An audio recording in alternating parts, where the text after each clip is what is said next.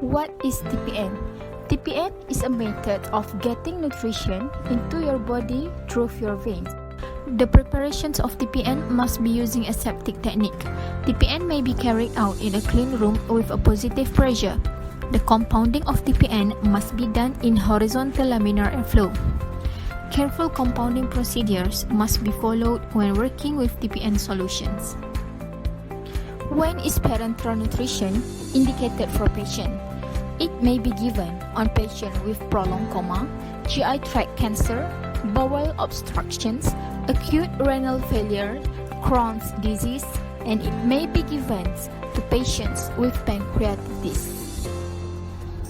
Goals of TPN monitoring is to prevent complications, to provide sufficient nutrient, to provide better cost-effective nutrition therapy, and support normal rates growth without increased significant morbidity. There are two types of parenteral nutrition, which are total parenteral nutrition and partial parenteral nutrition. For total parenteral nutrition, it may be administered through central venous catheter. It supplies all daily nutritional requirements. It is for long-term use, and the osmolarity of TPN generally is more than 900 milliosmol, and dextrose concentration is more than 10%. For partial parenteral nutrition, it may be administered through peripheral venous catheter.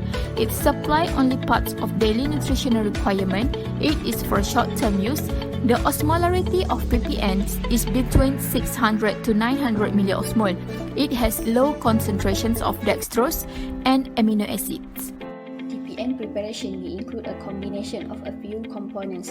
The component in TPN can be divided into micronutrients and macronutrients. Here is the example of each components that are available in HUSM. The first part of micronutrients is electrolytes. First example is potassium dihydrogen phosphate, calcium gluconate, sodium chloride, potassium chloride, magnesium sulfate, and glycophos. Second part is trace element, is include the paddy trace and adamat. Next part is vitamin. The example are solvite and serenavate. Then we move to the macronutrients. The first component is protein. The example for baby is Balminolac, and for adult they will use aminoplasma 10% and 15%, glamine and aminoven 10%. Second is carbohydrates. The example is dextrose 5% and 15%. The last component is lipid, and the example is MOF-lipid. Personal protective equipment is very important to prevent microbial contamination. PPE includes head cover, jumpsuit, shoe cover, mask, gloves, and boots. Steps of donning PPE: jumpsuit, shoe cover, boots, mask, and gloves. Next, we will discuss about the standard operating procedures (SOP) in the TPN units. The first step is the pharmacist or pharmacist assistant will receive an order form of TPN from ward or unit. Second is perform the screening and processing the order form by pharmacist. Next, the pharmacist assistant or student will record the information such as date of preparing, name of pharmacist who compound the TPN, and the total volume of TPN in patient's file. Then, they will proceed with preparing the TPN level. After that, the pharmacist or pharmacist assistant will compound the TPN, and the final product is checking by pharmacist. Then they will put the TPN in light-resistant bag with the label. The next step is put the TPN bag into the box based on word, and the nurse will collect the TPN and sign the form. Finally, the pharmacist or pharmacist assistant will do the documentation. Next, I'm going to share about do and don't, especially when you are in the lab. First, let's talk about do. The first thing you need to do whenever you're in the lab is always make sure you wash your hand. Aseptic technique must be strictly applied when preparing parenteral products. This is to prevent contamination from any source. Second, always double-check TPN bag against the order, to prevent any medication error. All information on TPN bag must be correct in the name of patient, formula components, patient's registration number, and ward. Third, always ask when you're in doubt.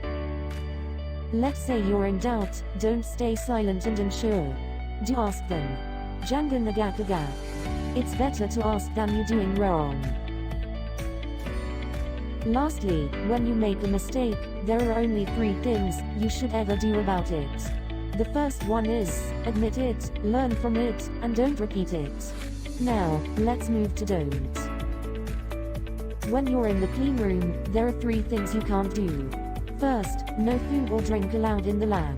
Second, you're not allowed to take any pictures or video in the lab. Third, be professional, don't behave like an alien. Hehe. Second, do not waste any other lab materials. And do not dispose any excess fluid without permission.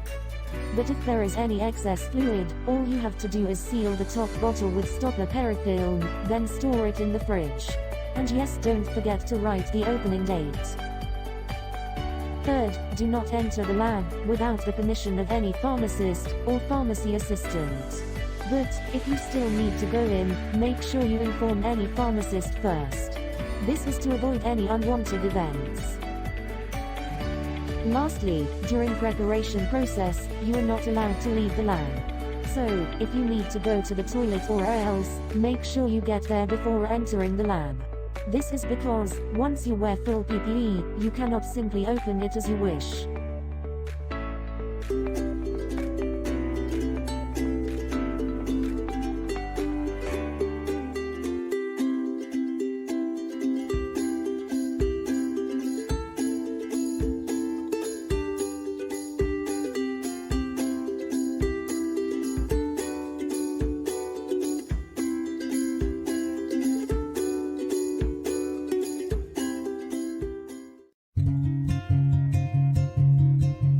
Hi, I'm Hanis. So for this part, I'm going to share about my experiences during my attachment in Total Parenteral Nutrition (TPN) at HUSM. Generally, TPN is one of the unit under pharmacy department at HUSM. We call it as UPAR. UPAR.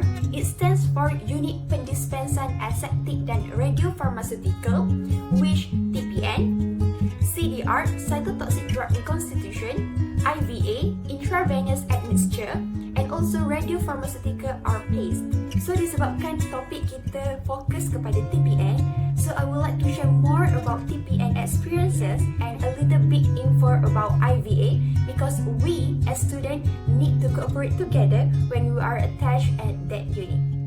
Firstly, our attachment in UPAR was only 7 weeks and dia dibahagikan kepada 3 unit kecil iaitu 1 minggu di radiopharmaceutical, 3 minggu di CDR and 3 minggu di TPN dan IVA. TPN dan IVA ni berada dalam satu ruang kerja yang sama manakala CDR berada dalam ruang kerja yang lain.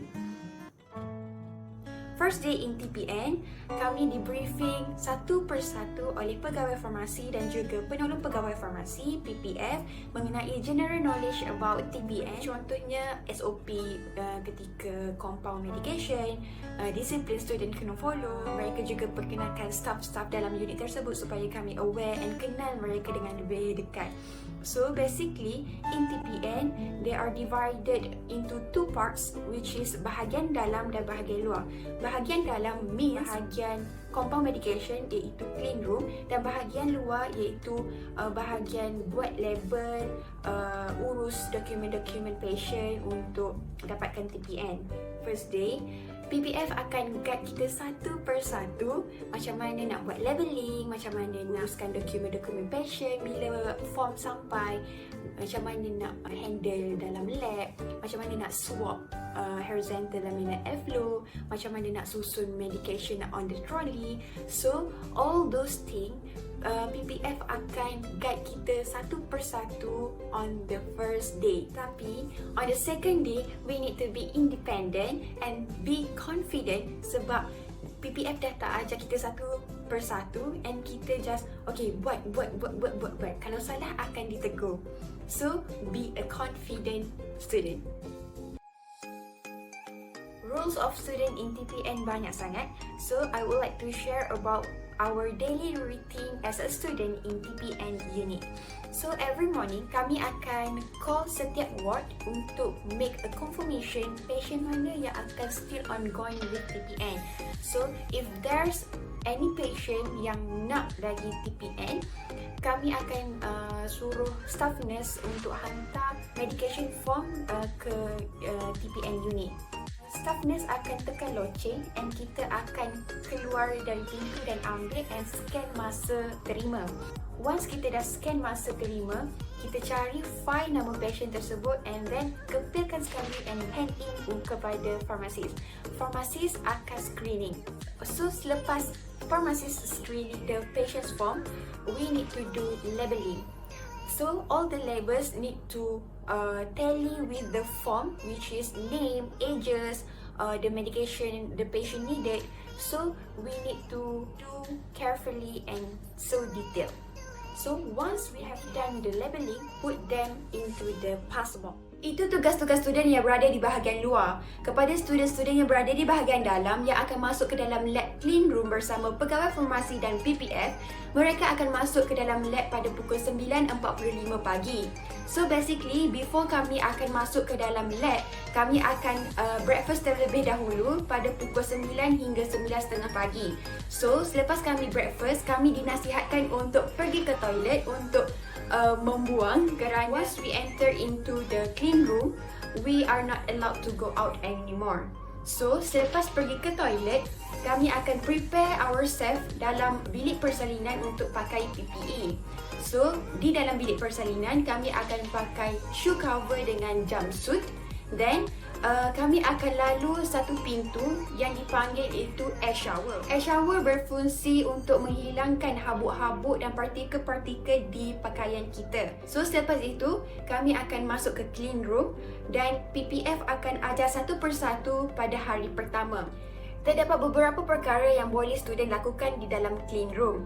Antaranya ialah yang pertama, student perlu top up barang-barang di atas trolley yang mana there are 2 trolleys in the clean room. So trolley yang pertama ialah untuk letak barang-barang seperti shrink, parafilm, stopper, alcohol swab. Trolley yang kedua ialah untuk letak sediaan iaitu seperti dextrose, water for injection, normal saline. Tugas yang kedua ialah kita akan swab lamina airflow.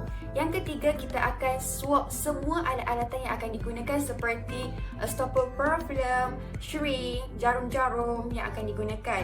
Selebihnya, kami akan membantu pegawai farmasi ataupun pembantu pegawai farmasi untuk menyediakan TPN. Selepas TPN siap di compound, PPF ataupun pegawai farmasi akan memastikan tiada bubble dalam beg TPN. Selepas itu, mereka akan tampal label dan akan pass beg TPN tersebut ke dalam pass box. Setelah settle semua kerja di dalam lab, kami akan make sure lab berada dalam keadaan seperti before kami masuk.